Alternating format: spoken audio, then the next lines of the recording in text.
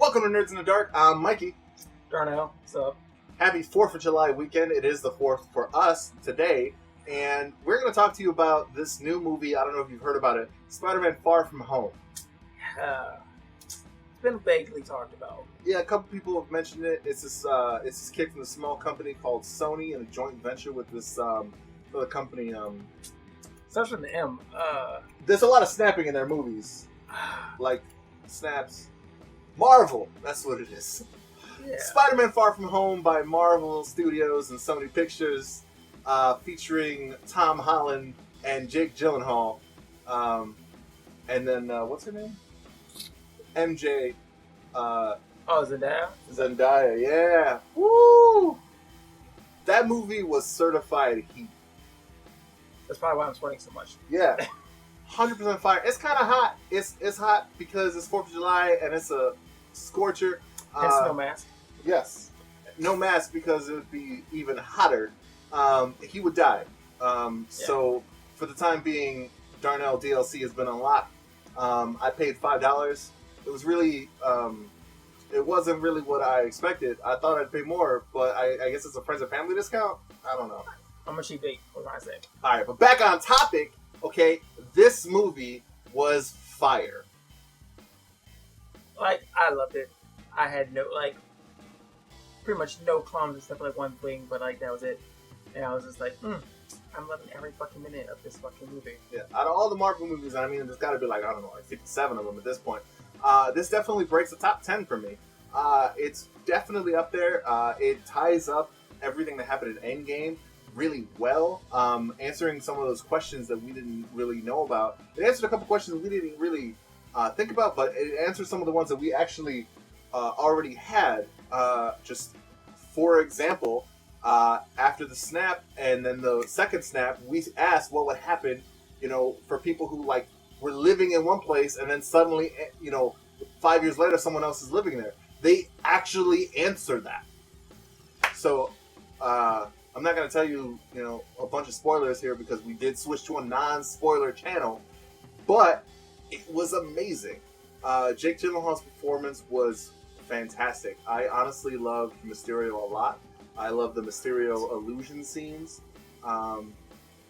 And if you're a Spider-Man fan, this movie will not surprise you in a lot of ways, but you will enjoy everything you see. You will be surprised on the quality of production with this movie. I don't know. Yeah. I saw it the opening day and I was just like, fuck yeah.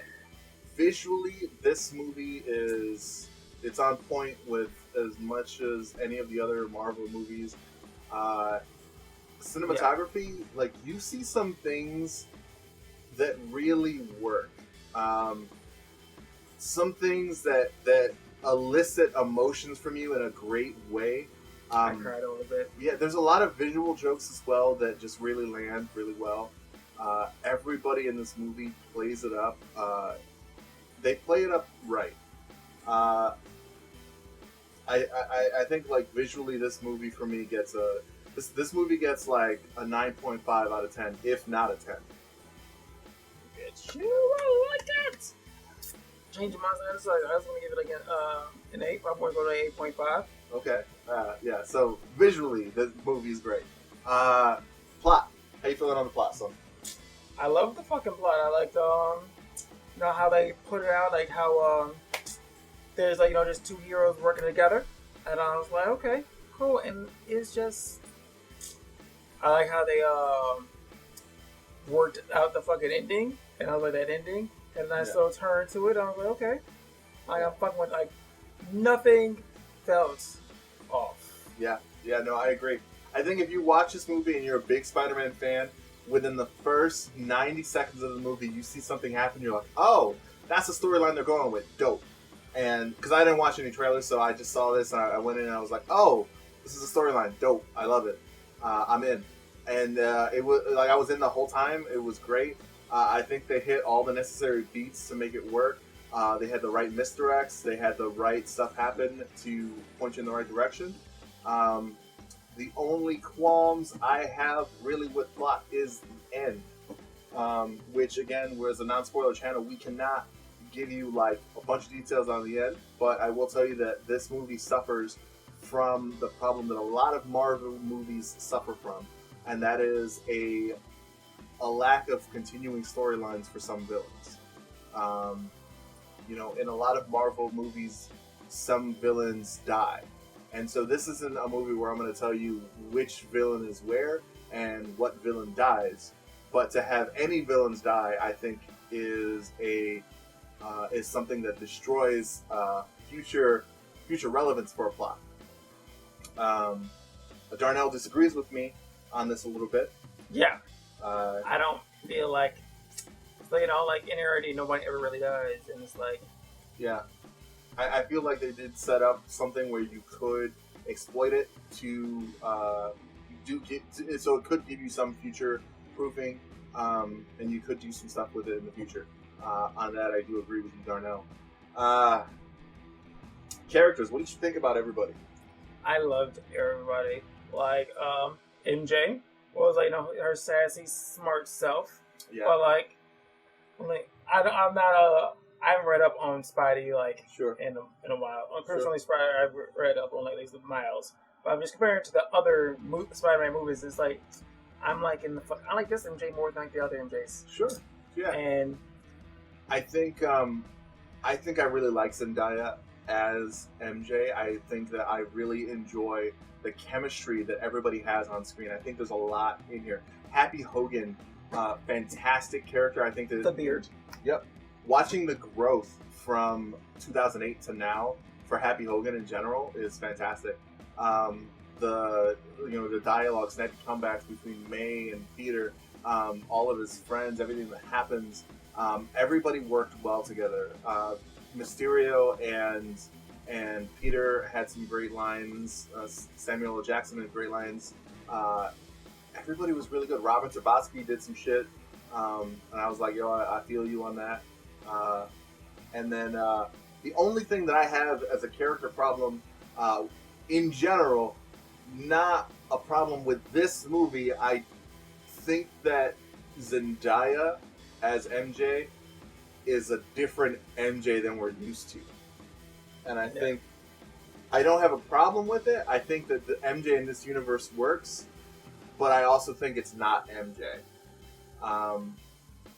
Just for example, MJ has always been an actress.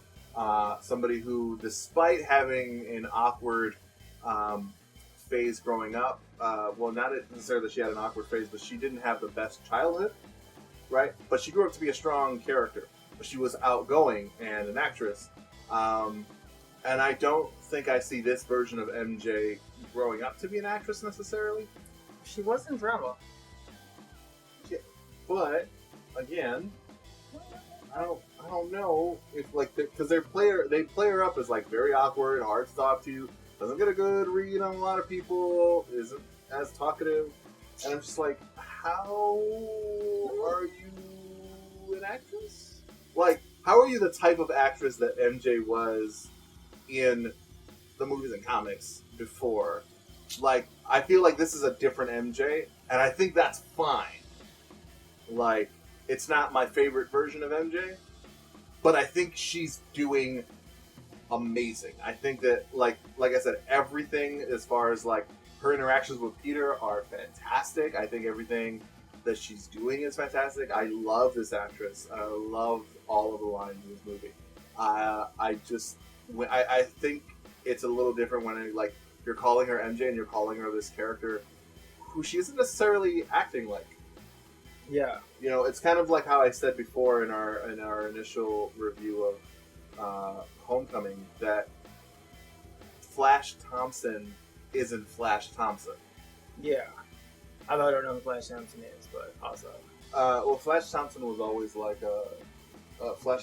this character that was, he was kind of a jock, and he was definitely a bully to Peter Parker, but also, he was the kind of guy that once he graduated, enlisted in the army and became he enlisted in the military. I don't know which it was specifically the army, but anyway, he gave up his limbs for the country and then eventually became a version of Venom and worked for S.H.I.E.L.D.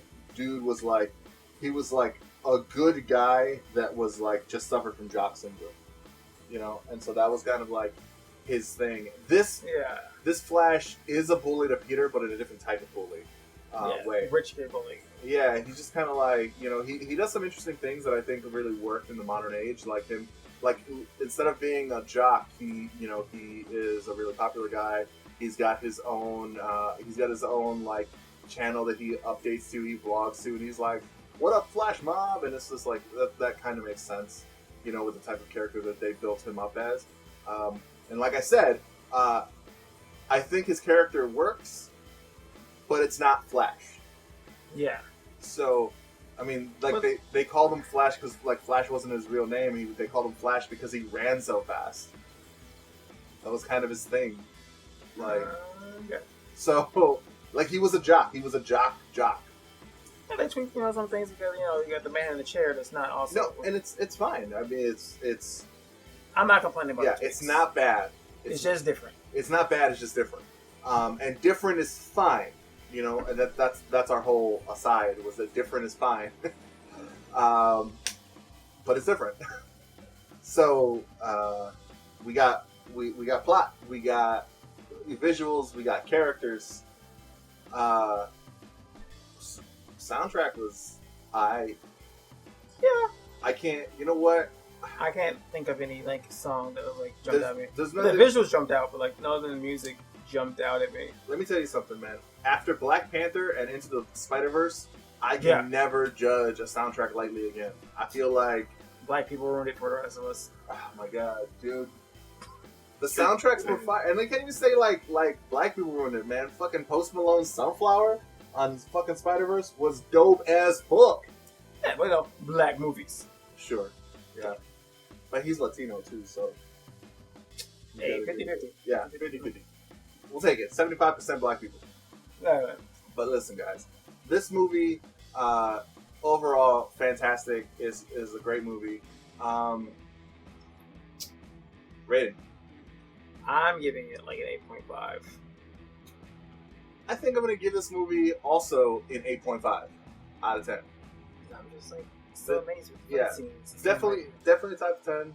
The fight scenes were fucking dope. And the the homage to fucking Tony is just like everything was great. And there's even a moment that happens where the villain does a thing and he kind of uses Tony, and you're like, no, you didn't do that. Like, oh, it was great. It was great.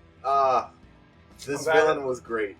I'm glad the lights were off because somebody was cutting underneath. I was like, you know what? The villain of this movie is one of the greatest Marvel villains, in my opinion, one of the greatest Marvel villains of all time. I think he's an underutilized villain, and I think that any of you guys that go to see this movie will really enjoy this villain. I'm not going to reveal too much about that because there hasn't been too much revealed about out in the trailers. So please go watch and enjoy this movie for yourself. 8.5 out of 10. This is a must-see Marvel movie. Yes, like as in paying to see it. Don't bootleg this. Yeah, don't bootleg this movie. Like, watch it. For that Dark Phoenix joint. Yeah. For this one, pay. Dark Phoenix, wait for Netflix. But when it comes to Spider-Man: Far From Home, you should absolutely see this movie. Indeed. Yeah. Well, that was our review, and we'll see you next time on Nerds in the Dark. Yeah. Hey everybody, thanks so much for watching today's video. If you like what you see, please let us know somewhere on the internet. If you'd like to keep up to date with Nerds in the Dark content, please subscribe.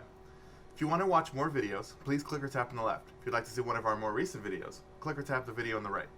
Once again, thank you so much for watching, and see you next time on Nerds in the Dark.